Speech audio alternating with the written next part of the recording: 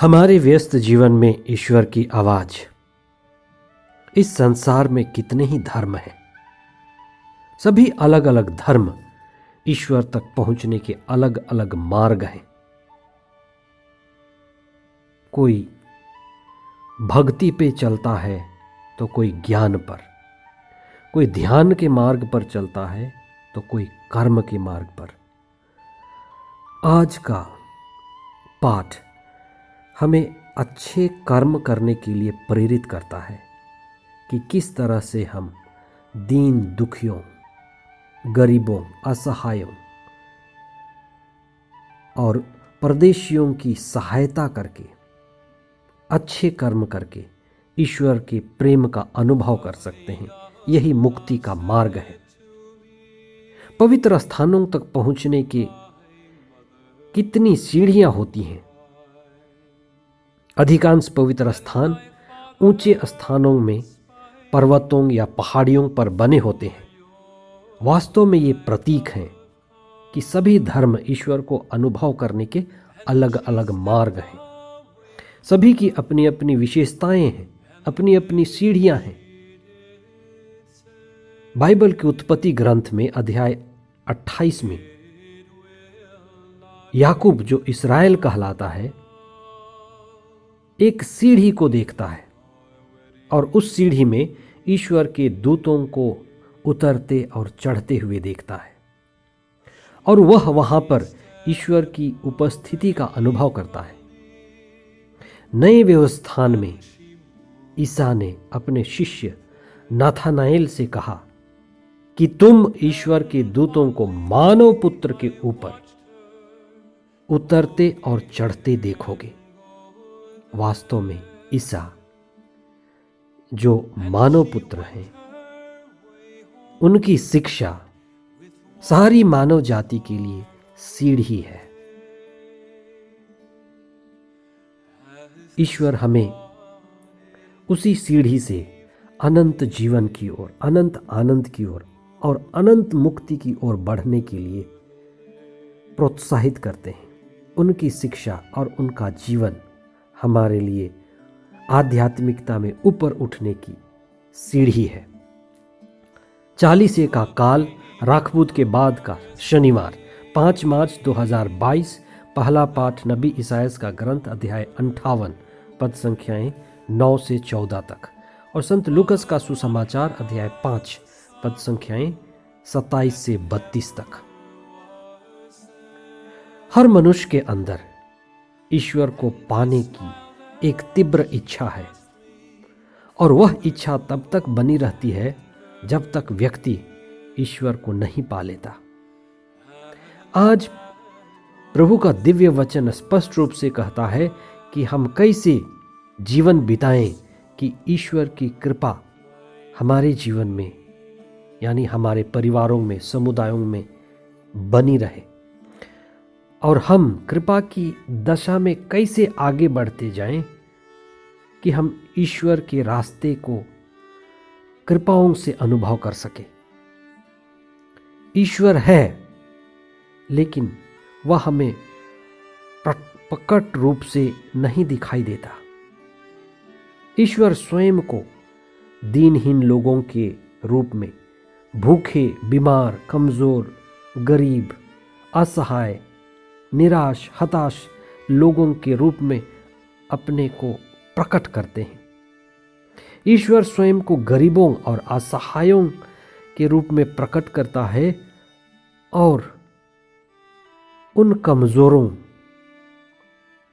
को ऊपर उठाना चाहता है। संत मत्ती के सुसमाचार में अध्याय 25 पद संख्या 35 और उसके आगे ईसा कहते हैं, यदि तुमने मेरे इन छोटे भाइयों में से किसी एक के लिए किया, वह मेरे लिए किया। जब तुमने भूखों को खिलाया, परदेशियों को स्थान दिया, बंदियों से मिलने गए, नंगों को पहनाया, तो जो तुमने इनके लिए किया वह मेरे लिए किया। और यदि तुमने मेरे इन छोटों में से किसी के लिए नहीं किया तो तुमने मेरे लिए नहीं किया।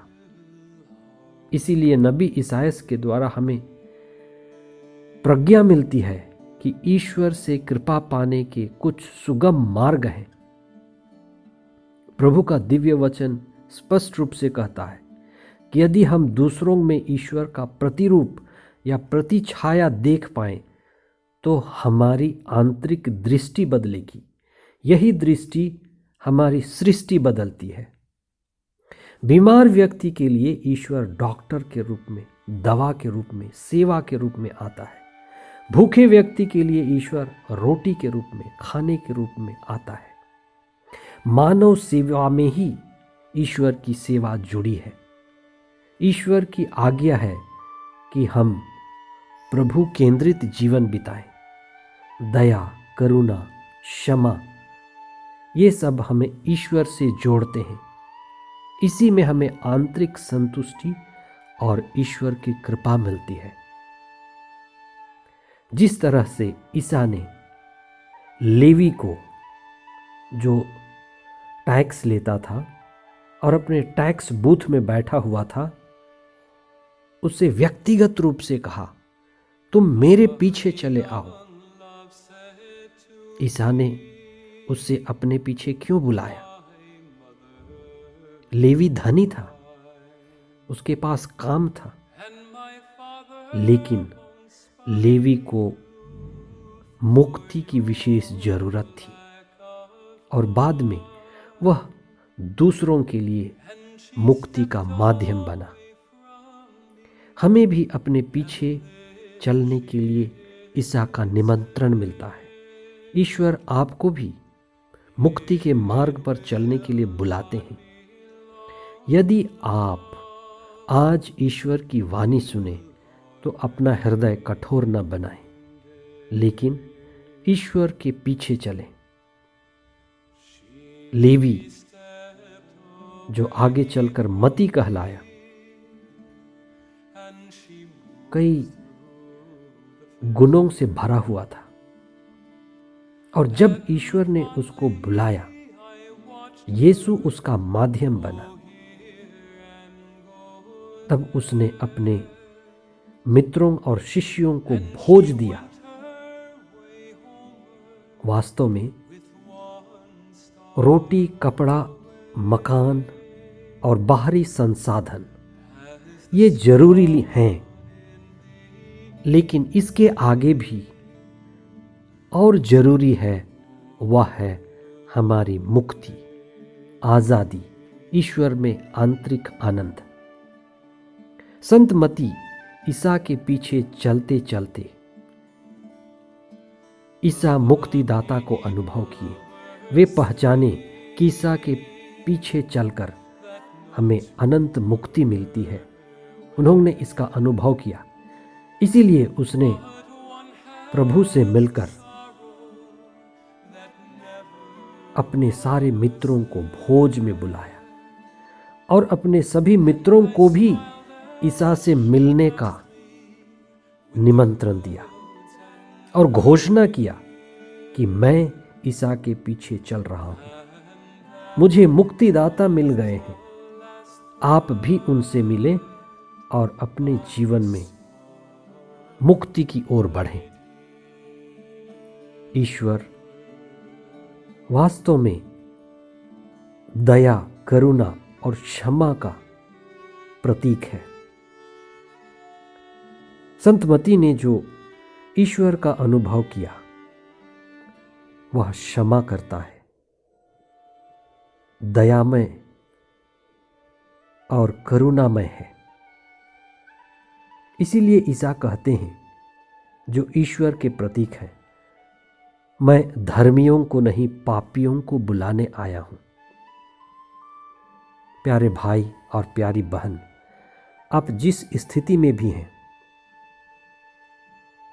चालीसे का यह समय हमारे लिए आशीष और कृपा का समय है कि हम ईश्वर की ओर मुड़ें, अपने पापमय जीवन को त्यागें, अपनी कमजोरियों और बुराइयों के साथ ईश्वर से जुड़ें और ईश्वर के साथ होकर हमारे अंदर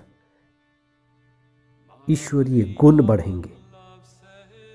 जो मती के साथ हुआ हमारे साथ भी होगा। आइए हम प्रार्थना करें। हे प्रभु, हम अपने जीवन को आपको समर्पित करते हैं। आपकी वाणी हमारे लिए भी है, मेरे पीछे चले आओ। हमें पवित्र आत्मा प्रदान कीजिए, जिससे हम अपने जीवन को और अपनी आत्मा को आपकी ओर अभिमुख कर सकें।